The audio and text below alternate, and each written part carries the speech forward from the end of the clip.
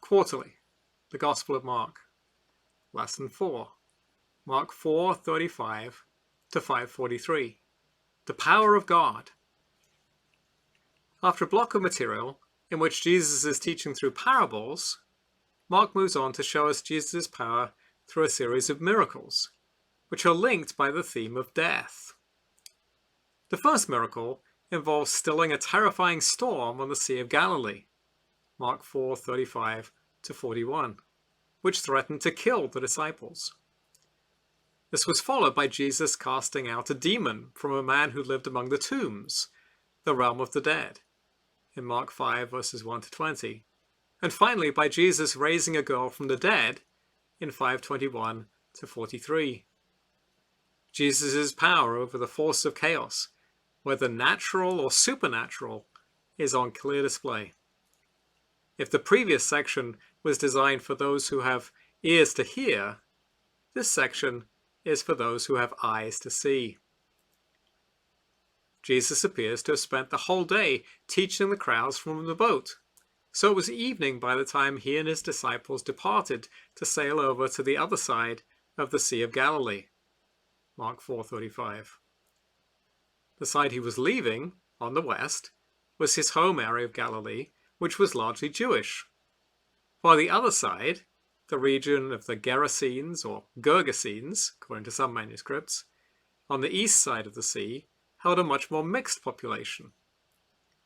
Mark tells us that there were other boats sailing with them, indicating that Jesus' teaching earlier in the chapter had borne at least some fruit. Chapter 4, verse 36.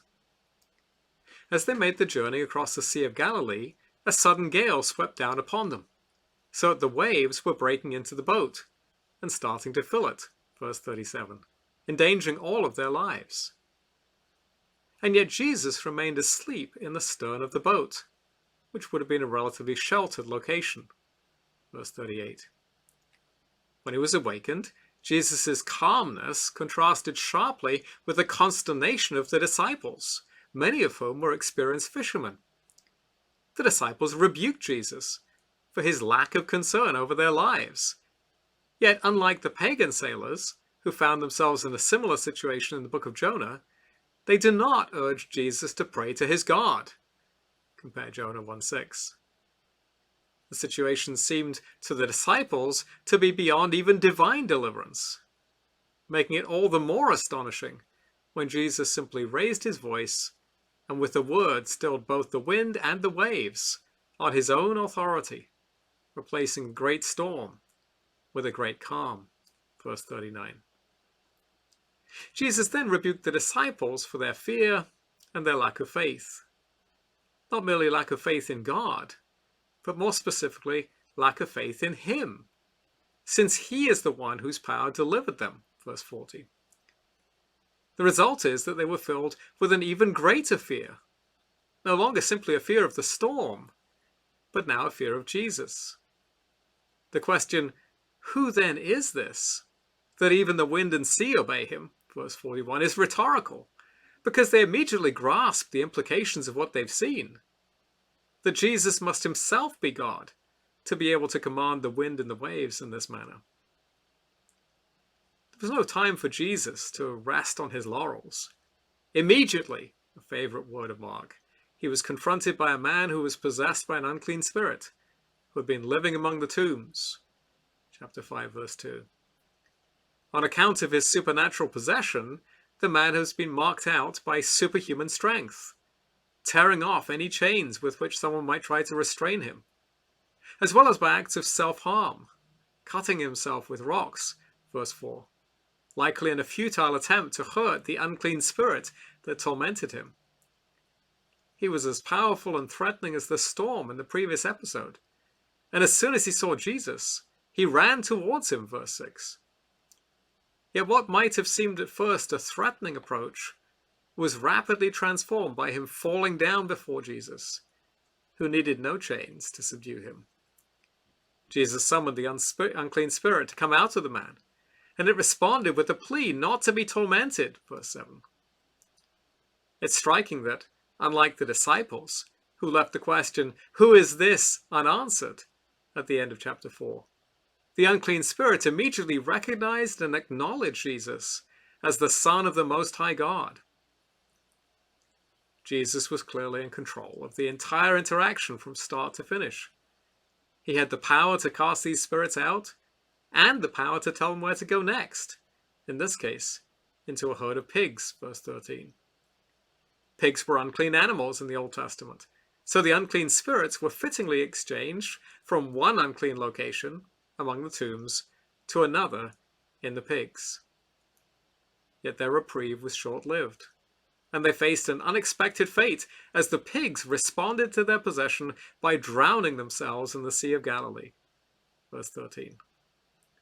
Clearly, the unclean spirits could not discern the future. The life-harming effects of demon possession that had led the man to cut himself drove the pigs to self-destruction, and with them, the destruction of the power of the unclean spirits. Not everyone was happy at the demoniac's remarkable deliverance by Jesus, however. When the people of that area, most of whom would most likely not have been Jewish, came and saw the man sitting calmly, clothed and in his right mind, and they heard the reports of those who'd been herding the pigs, they begged Jesus to depart from their region. Verse 17. Their financial loss mattered more to them than the transformed life of the demoniac. And Jesus complied with their request, in line with his primary calling to minister to the lost sheep of the house of Israel. Meanwhile, the man who had been healed begged to come with Jesus, verse 18. But instead, Jesus told him to go home and witness to his friends about his deliverance. And it seems that many among his largely non-Jewish audience had been given ears to hear, because we read that everyone marveled. Verse 20. Jesus then returned to the other side of the Sea of Galilee, where he seemed set to teach large crowds again, before one of the synagogue rulers, a man named Jairus, came and asked for his help. Verse 21. Jairus exhibited faith in Jesus, both by his humble demeanor, falling at Jesus' feet, and his confident request that if Jesus would only come and lay hands on his daughter, she would recover, even though she was at the point of death. Verse 23. Jesus acceded to his request and went with him, followed by the massive crowd. As Jesus was traveling to Jairus' house, he encountered another woman in need. She had had a discharge of blood for 12 years, which would have rendered her permanently unclean under the law of Moses. See Leviticus 15:25-27. As such, she was a social pariah who could not touch anyone without it making them unclean. The misery of her condition is evident from the fact that she had spent a fortune on medical care and yet had made no progress at all. Verse 26. Her desperation is also evident from the risk that she took in joining the crowds thronging around Jesus. If anyone had recognized her and knew her condition, she might have been beaten, or worse, for jeopardizing the ritual status of all those around her. But like Jairus, her faith propelled her. She believed that if she merely touched Jesus, even touched his garment, she could be healed. Verse 28. And so indeed it turned out. Just as it has been the case for the leper in chapter 1, verses 40-55, instead of her touch making Jesus unclean, it made her whole again. Jesus pressed her to come forward and confess that she had touched him, which she finally did, trembling from fear. Now he did that not in order to condemn her, but so that she might receive confirmation that her disease was gone and that her faith in Jesus had been justified. It seemed, however, that her healing had come at a great cost to Jairus, for the news came immediately of his daughter's death in verse 35. She was now beyond the reach of any mere healing. But Jesus encouraged Jairus to maintain his faith, saying that the girl was not dead, but sleeping, a claim that seemed impossible to the mourners outside the house, in verses 39 and 40. How could Jesus know that without even seeing her? Only God has that sort of knowledge. But Jesus went in with Jairus and his wife and 3 of the disciples and spoke to the girl in Aramaic, saying, "Little girl, arise." Verse 41. Immediately the girl got up. Though in this case, unlike that of the demoniac, Jesus charged the family not to tell anyone what had happened. Verse 43.